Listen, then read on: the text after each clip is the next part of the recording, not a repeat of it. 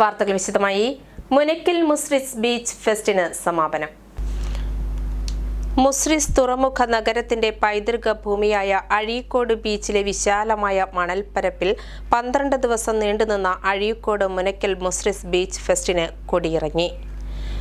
തീരദേശ ജനത ഒന്നാകെ ഒഴുകിയെത്തിയ ഫെസ്റ്റിവൽ വിവിധങ്ങളായ കാർണിവൽ റൈഡുകൾ, സാംസ്കാരികോത്സവങ്ങൾ, ഗസൽ സന്ധ്യ, പ്രൊഫഷണൽ ട്രൂപ്പുകളിലെ കലാപരിപാടികൾ, നാടകോത്സവം, അവാർഡ് നൈറ്റ്, മൊയ്തൂപ്പടിയത്ത് രാവ് തുടങ്ങിയ പരിപാടികൾ ഉണ്ടായിരുന്നു. സമാപന ദിവസമായ ചൊവ്വാഴ്ച കേക്ക് മുറിച്ച് പുതുവത്സരത്തെ വരവേറ്റു. തുടർന്ന് നടന്ന സമാപന സമ്മേളനം മന്ത്രി കടന്നപ്പള്ളി രാമചന്ദ്രൻ ഉദ്ഘാടനം ചെയ്തു. അർവചനീയമായ ബന്ധങ്ങളിലൂടെ നമ്മൾ പടുത്തുയർത്താൻ കഴിയുന്ന ഒരു മാനവ സംസ്കാരം, അതാണ് നമ്മുടെ കേരളത്തിലെ ബൗദ്ധമായ സംസ്കാരം. ആ സാംസ്കാരിക കൂട്ടായ്മകൾ അതൊരു കാലഘട്ടത്തിൽ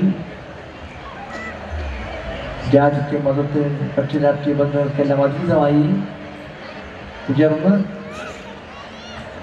മാനവികതയുടെ ബഹുജലമായ സന്ദേശം ഉദ്ഘാടനം ചെയ്തുകൊണ്ട് കൂട്ടായ്മകൾ സംഘടിപ്പിക്കുമ്പോഴാണ് സംസ്കാരത്തിൻ്റെ സംസ്കൃതി നമ്മുടെ മനസ്സുകളിൽ സൃഷ്ടിക്കപ്പെടുന്നത്. ഇതുണ്ടായിരിക്കണം. ഇത് എല്ലാവരെയും ഉൾക്കൊള്ളുന്ന ഒരു സമൂഹത്തിൻ്റെ ഭാഗമാണ്. കേരളം വിദ്യാഭ്യാസ പ്രബുദ്ധമാണ്, സാംസ്കാരിക പ്രബുദ്ധമാണ്, രാഷ്ട്രീയ പ്രബുദ്ധമാണ്. അങ്ങനെ പ്രബുദ്ധ നാടുകൂടിയാണ് നമ്മുടെ നാട്.